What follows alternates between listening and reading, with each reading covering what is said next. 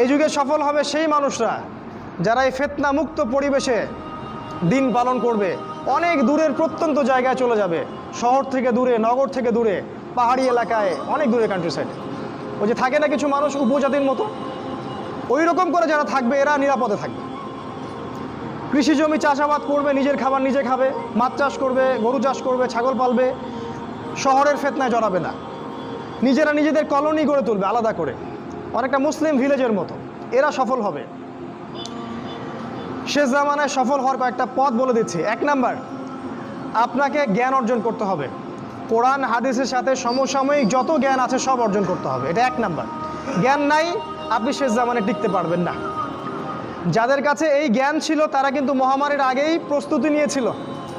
আমি অনেক ওস্তাদকে চিনি, বাংলাদেশের আলেম, তারা এই 2020 সালের আগে হজ করে ফেলছে।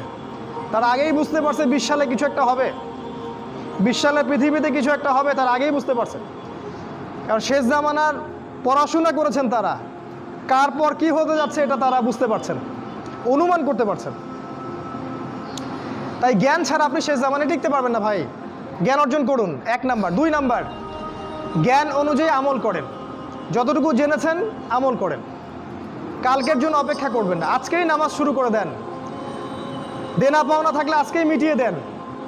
আজকেই পরিবারের সবাইকে ডেকে ওয়াজ করেন, নসিহত করেন যে দেখো সামনের দিনগুলো ভয়ঙ্কর, আমাদের জীবনকে গোছাতে হবে, যা করেছি তওবা করে আল্লাহর কাছে ফিরে আসেন। আল্লাহ পাক গফুরুর রহিম, আপনি তওবা করে এইমাত্র চলে আসেন, আল্লাহ মাফ করে দেবেন ইনশাআল্লাহ। আপনাকে আল্লাহ পাক পরীক্ষা করবেন, আপনি সত্যিকার তওবা করেছেন কি না। আপনাকে প্রমাণ করতে হবে নামাজের মাধ্যমে, জ্ঞান অর্জনের মাধ্যমে, ভালো কাজের মাধ্যমে, সদকা করার মাধ্যমে। সৎ কাজের আদেশ করবেন, অসৎ কাজে নিষেধ করবেন। আপনি ইসলাম পরিপূর্ণরূপে পালন করার চেষ্টা করেন।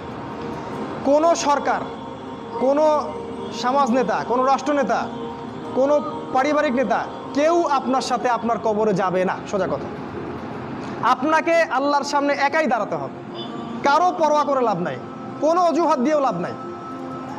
দেশটা ভালো না, বিশ্বটা ভালো না, সমাজটা ভালো না, সময় ভালো না, এগুলো বলে কোনো লাভ নাই। মানে আমাকে আমার রবের সামনে দাঁড়াতে হবে। আমার ভালো আমাকে বুঝতে হবে। আমার ভালো, বাজারে গেলে একটা মাছ ভালো না খারাপ আপনি তো বোঝেন, তরকারি ভালো না খারাপ বোঝেন। দিনের ব্যাপারে বুঝতে চান না কেন? দিনের ব্যাপারে খালি হুজুরদের শরণাপন্ন কেন হচ্ছে? পড়াশোনা করেন, আমল করেন, আমল বাড়িয়ে দেন। দিন সময় নষ্ট করবেন না। যুবকদেরকে স্পেশালি বলবো, সময় নষ্ট করবেন না।